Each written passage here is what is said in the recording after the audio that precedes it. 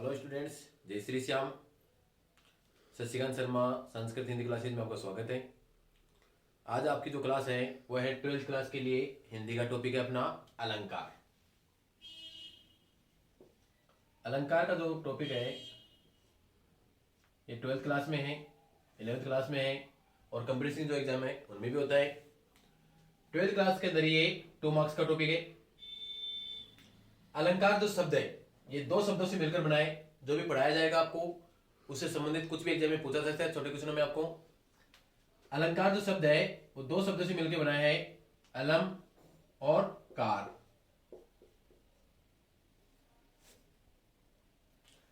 अलम का मतलब होता है शोभा यानी सुंदरता, शोभा या फिर सुंदरता, दोनों एक शब्द है। और कार का मतलब होता है करने वाला, करने वाला। यानी अलंकार जो शब्द है उसका मतलब हो गया शोभा या सुंदरता करने वाला या शोभा या सुंदरता बढ़ाने वाला। अलंकार जो शब्द है उसका अर्थ आभूषण भी होता है। क्या होता है? आभूषण। यानी जिस प्रकार आभूषण शरीर की सुंदरता बढ़ाते हैं उसी प्रकार जो अलंकार हैं वो काव्य की या जो गद्य है या जो पद्य की जो रचना है उनकी सुंदरता बढ़ाते हैं।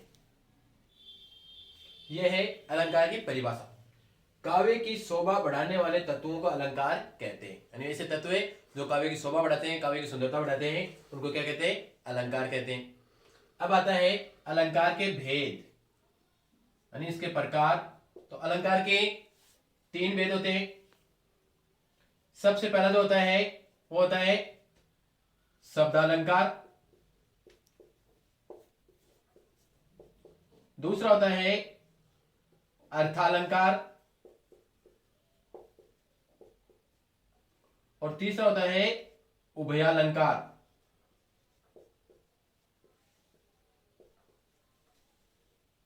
कुछ जो विद्वान हैं वो 2 ही भेद मानते हैं, शब्दालंकार और अर्थालंकार। वो उभयालंकार को नहीं मानते हैं। यानी कुछ लोग शब्दालंकार और अर्थालंकार इन 2 को अलंकार मानते हैं, उभयालंकार को अलंकार नहीं मानते। और कुछ लोग इन तीनों को मानते हैं। आपके सिलेबस के हिसाब से इन तीनों को अलंकार माना गया है। पहला है शब्दालंकार। तो शब्दालंकार के एग्जाम में डेफिनेशन आपको पूछा जा सकता है। इसी से शब्द से पता चल रहा आपको कि शब्द से अगर काव्य की सुंदरता बढ़ती है, यानी शब्दों से अगर काव्य की सुंदरता बढ़ती है तो उस अलंकार को क्या कहते हैं? शब्दालंकार। इसके कई भेद हैं। दूसरा है अर्थालंकार, यानी अर्थ से काव्य की सुंदरता बढ़ती है तो उस अलंकार को क्या कहते हैं? अर्थालंकार। इसके भी कई भेद हैं। और तीसरा होता है उभयालंकार। उभयालंकार का मतलब होता है उभय। उभय का मतलब होता है दोनों। तो जिस अलंकार में शब्द और अर्थ दोनों से ही काव्य की सुंदरता बढ़ती है उसको क्या कहते हैं? उभयालंकार। 12th क्लास के अंदर सिलेबस में टोटल 8 प्रकार के अलंकार हैं। पहला जो अलंकार वो है अनुप्रास अलंकार। परिभाषा इसकी, जहां एक या अनेक वर्ण 2 या 2 से अधिक बार आए उसे अनुप्रास अलंकार कहते हैं। कहने का मतलब है कि कोई भी वर्ण है, एक भी आ सकता है, उससे ज्यादा वर्ण भी हो सकते हैं, कम से कम 2 टाइम और ज्यादा 2 से ज्यादा बार भी आ सकता है, तो उस अलंकार को क्या कहते हैं? अनुप्रास अलंकार। तो ये 2 या 2 से अधिक बार जो आते हैं उसको बोलते हैं आवर्ती। ये भी एग्जाम में आपको आ सकता है लिखा हुआ, इसको बोलते हैं आवर्ती। कि वर्णों की बार बार आवर्ती होती है उस अलंकार को क्या कहते हैं? अनुप्रास अलंकार। इस तरीके से भी इसकी डेफिनेशन में फिल इन द ब्लैंक में आपको पूछा जा सकता है। तो वर्णों की आवर्ती होती है, वर्ण बार बार रिपीट होते हैं, चाहे उनका जो स्वर है वो चेंज हो सकता है, उस अलंकार को क्या कहते हैं? अनुप्रास अलंकार। एग्जाम्पल है इसके, ये भी मोस्ट एग्जाम्पल एग्जाम में आने वाले जो है। बाकी जो एग्जाम्पल और है इनके अलावा वो भी आपको बताए जाएंगे बाद में। पहला है भगवान भक्तों की भयंकर भूरी भीति भगाइए। अब इस एग्जाम्पल के अंदर ही जो भय वर्ण है ये बार बार इसकी रिपीट हो रहा है, आवर्ती हो रही है इसकी, इसलिए यहां पर कौन सा अलंकार हो गया? अनुप्रास अलंकार। यानी वर्णों की बार बार आवर्ती होती है, बार बार रिपीट होता है वर्ण, तो उसमें अनुप्रास अलंकार होता है। सेकंड उदाहरण है तरनी तनुजा तटी तमाल तरुवर बहु छाए। इसके अंदर ही त जो वर्ण है उसकी बार बार आवर्ती हो रही है, बार बार रिपीट हो रहा है, तो यहां पर भी कौन सा अलंकार हो गया? अनुप्रास अलंकार। तो ये था आपका पहला अलंकार अनुप्रास अलंकार। अनुप्रास अलंकार के भी भेद होते हैं। आपको पूछ सकते हैं कि अनुप्रास अलंकार के कितने भेद होते हैं, तो इसके 4 भेद होते हैं। चारों का नाम आपको पूछ सकता है। पहला है छेकानुप्रास, दूसरा वर्तेनुप्रास, तीसरा श्रुतेनुप्रास और चौथा है अंत्यनुप्रास। थोड़ा सा इसके विस्तार से चर्चा करते हैं। पहला है छेकानुप्रास, यानी जहां पर कोई भी वर्ण केवल 2 बार आए, यानी 2 बार रिपीट होता है, तो उस अलंकार को क्या कहते हैं, छेकानुप्रास। कोई भी वर्ण है 2 बार रिपीट होता है, तो उस अनुप्रास अलंकार को क्या कहते हैं, छेकानुप्रास। सेकंड है 2 या 2 से अधिक बार, यानी 2 से अधिक बार अगर कोई वर्ण जो है रिपीट होता है, तो उसको क्या कहते हैं, वर्त्यानुप्रास। तीसरा है श्रुतेनुप्रास, यानी एक ही उच्चारण स्थान वाले वर्णों की इसमें आवृत्ति होती है, वो होता है श्रुतेनुप्रास। और लास्ट वाला है अंत्यनुप्रास, यानी इसके अंत में स्वरों की आवृत्ति होती है। तो ये अनुप्रास के 4 भेद हैं। थोड़ा सा इसके बारे में आप पढ़ के जाना। आपको छेकानुप्रास वर्ण की 2 बार आवृत्ति होगी, वर्तेनुप्रास 2 से अधिक बार आवृत्ति होगी, श्रुतेनुप्रास एक ही उच्चारण स्थान वाले जो वर्ण है उनकी आवृत्ति होगी, और लास्ट वाला है अंत में स्वरों की आवृत्ति होगी, समान स्वर आएंगे लास्ट में अंत में, उसको कहते हैं अंत्यनुप्रास अलंकार। दूसरा आपका अलंकार है यमक अलंकार। डेफिनेशन इसकी, जहां कोई शब्द या शब्दांश, शब्द और शब्दांश आप जानते ही हैं, शब्दांश यानी शब्द का छोटा सा अंश, छोटा सा भाग बार बार आए, यानी वो जो शब्द है वो बार बार रिपीट होता है, लेकिन प्रत्येक बार उसका अर्थ समान भी हो सकता है या भिन्न भी हो सकता है, अलग भी हो सकता है, उसे यमक अलंकार कहते हैं। यानी कोई भी शब्द है बार बार आएगा, उसका अर्थ समान भी हो सकता है, उसका अर्थ अलग भी हो सकता है, उसको क्या कहते हैं, यमक अलंकार। एग्जाम्पल है इसके, कनक कनक ते सोगुनी मादकता अधिकार, वा पाए बोराय जग या खाए बोराय। अब इसमें 2 वर्ण है, कनक कनक, ये 2 बार रिपीट हो रहा है, लेकिन इनका जो अर्थ है वो दोनों में चेंज है, अलग है। कनक, कनक का मतलब सोना भी होता है, और दूसरा जो कनक है उसका मतलब होता है धतूरा। थोड़ा सा इसका इंडियन बता देता मैं कि सोना और धतूरा जो है इनमें आपस में तुलना की गई है, तो धतूरा जो है उसको, यानी जो सोना है उसको धतूरे से 100 गुना अधिक नशीला बताया गया है। कैसे, वह पाए बोराए जग या खाए बोराए, यानी धतूरे को तो व्यक्ति खाने के बाद भी पागल होता है, लेकिन जो धन है, जो सोना है, जो गोल्ड है, उसको आदमी प्राप्त करके ही, यानी किसी व्यक्ति के पास अधिक पैसे हो जाते हैं, अधिक धन हो जाता है, तो उसको प्राप्त करके ही वो पागल हो जाता है, यानी उसका जो व्यवहार है वो चेंज हो जाता है। तो इसका एग्जाम्पल था, पूछ सकता है कनक यानी धतूरा और कनक यानी सोना, दोनों अर्थ होता है। तो इसके अंदर ही सोने को अधिक नशीला या पागलपन के लिए बताया गया है। दूसरा एग्जाम्पल है, 3 बेर खाती थी वो 3 बेर खाती है। अब बेर जो शब्द है वो 2 बार रिपीट हो रहे हैं, दोनों बार इसका अर्थ चेंज है। बेर खाने वाला जो फल आता है उसकी बात हो रही है, और बेर का मतलब है समय, यानी वह 3 बेर खाती थी और 3 बार या 3 टाइम में खाती थी। तो इस प्रकार ये था आपका यमक अलंकार। अब इसके भेदों की चर्चा करते हैं। यमक अलंकार के भेद, 2 भेद होते हैं यमक अलंकार की।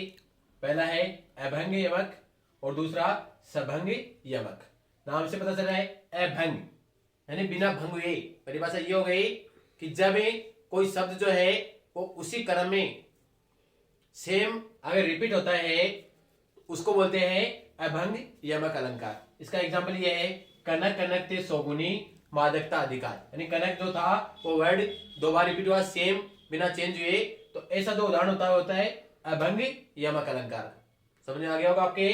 अभंग यानी बिना टूटे, भंग का मतलब है टूटना, और अभंग यानी जो बिना टूटे या सेम बिना चेंज आता है वो होता है अभंग यमक अलंकार। दूसरा है सभंग, भंग यानी टूटा हुआ, सभंग यानी टूटने के बाद में, यानी इसमें जो वर्ण है वो रिपीट तो होता है लेकिन वो थोड़ा सा टूटकर रिपीट होता है। इसका एग्जांपल है ये वाला, कुमोदिनी मानस मोदिनी कहीं। अब यहां पर ही कुमोदिनी था, आगे मोदिनी आ गया, यानी जो कु था वो टूट गया, चेंज हो गया, तो ये था आपका सभंग यमक अलंकार। तीसरा जो अलंकार है वो था सलेश अलंकार। परिभाषा इसकी, जब वाक्य में एक शब्द केवल एक बार आए, यानी यमक में तो जो शब्द वो बार बार रिपीट होता है, लेकिन इसमें क्या होगा कि शब्द केवल एक ही बार आएगा, लेकिन उस शब्द के दो या अधिक अर्थ निकलते हैं, यानी कम से कम दो अर्थ निकलेंगे और दो से ज्यादा अर्थ भी निकल सकते हैं, उसे क्या कहते हैं? सलेस अलंकार। डेफिनेशन समझ आ गई होगी। शब्द एक बार आएगा, उसका दो या दो से अधिक बार उसका अर्थ निकलेगा, उसको सलेस अलंकार कहते हैं। एग्जाम्पल है इसका, पानी गए न उबरे मोती मानस चून। पानी शब्द यहां पर एक बार आया है, लेकिन उसके जो अर्थ हैं वो अलग अलग निकलते हैं कि एक बार पानी चला जाता है तो वो लौट कर ही नहीं आता। मोती, मोती जानते हैं, तो मोती के लिए पानी जो शब्द है उसका मतलब है चमक, कि मोती की एक बार अगर चमक चली गई तो उसकी चमक लौट कर ही नहीं आती, उसकी जो वैल्यू वो कम हो जाती है। सेकंड है मानस। मानस का मतलब है मनुष्य। मनुष्य के लिए पानी का मतलब है इज्जत। मनुष्य की इज्जत एक बार चली जाती है तो वो लौट कर ही नहीं आती। और तीसरा है चून, यानी जो आटा है, तो आटा बिना पानी के वो भी कोई काम का नहीं होता, उसे भोजन या खाना नहीं बनाया जा सकता, खाना बनाने के लिए उसको भी पानी की आवश्यकता पड़ती है। तो ये था उसका पहला उदाहरण। दूसरा है, सुबरन को ढूंढत फिरे कवि कामी अरु चोर। अब यहां पर जो सुबरन शब्द है वो एक बार आया है, लेकिन इसका जो अर्थ है वो अलग अलग निकलता है। सुबरन को ढूंढत फिरे, यानी सुबरन को ढूंढते रहते हैं, खोजते रहते हैं। कवि, कवि आप लोग जानते हैं, तो कवि जो है वो सुंदर अक्षरों को ढूंढता है, यानी कवि क्या कहता है? सुंदर अक्षरों को ढूंढता है, सुंदर जो रचनाएं हैं, कविताएं हैं जिनकी वो रचनाएं कर सके उनको ढूंढता है। और कामी, यानी जो कामी होता है वह सुंदर रूप को ढूंढता है, तो सुबरन का अर्थ तो वहां पर हो गया सुंदर रूप। और तीसरा है चोर। चोर के लिए हो गया स्वर्ण, सोना, गोल्ड, तो चोर जो है वो गोल्ड या सोने को ढूंढता है। तो सुबरन जो शब्द है उसका तीनों के लिए अलग अलग अर्थ हो गया। तो ये था आपका सलेस अलंकार। सलेस अलंकार के भेद की बात कर लेते हैं। इसके भी दो भेद होते हैं। पहला जो भेद है वो होता है अभंग, अभंग सलेस अलंकार, और दूसरा है सबंग सलेस अलंकार। पहले जो पढ़ाया था सेम है। अभंग यानी बिना टूटे, यानी सेम शब्द अगर यूज होता है तो वो होता है अभंग सलेस। जैसे ये शब्द है सुबरन, इसमें तीनों सेम अर्थ निकल रहे हैं, सुबरन से अर्थ निकल रहा है, तो वो होता है अभंग अलंकार या अभंग सलेस अलंकार। और दूसरा है सबंग सलेस अलंकार, उसके अंदर ही पूरा शब्द एक साथ यूज में नहीं होता। जैसे सुबरन, उसमें सुबरन का अर्थ निकल गया, उसके बाद में बरन का अर्थ निकल गया, या सुबर और नए अलग अलग के अर्थ निकल गया। ऐसे जो उदाहरण होते हैं वो होते हैं सबंग सलेस अलंकार।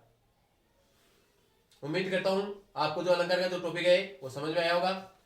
अगर आपको वीडियो पसंद आया हो तो लाइक करें, शेयर करें, और अगर चैनल पर नए हैं तो सब्सक्राइब करें, और आपके जो फ्रेंड्स वगैरह हैं उनको भी इसके बारे में बताएं। कोई प्रॉब्लम आपको हो तो कमेंट करें। इसके आगे के जो टॉपिक है वो नेक्स्ट वीडियो में आपको देखने को मिलेंगे। Thank you. जय श्री श्याम।